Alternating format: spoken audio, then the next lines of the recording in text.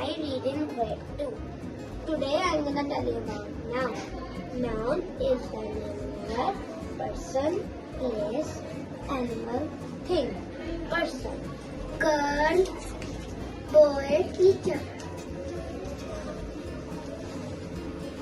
Place, zoo, school, park. Animals, dog, elephant, lion.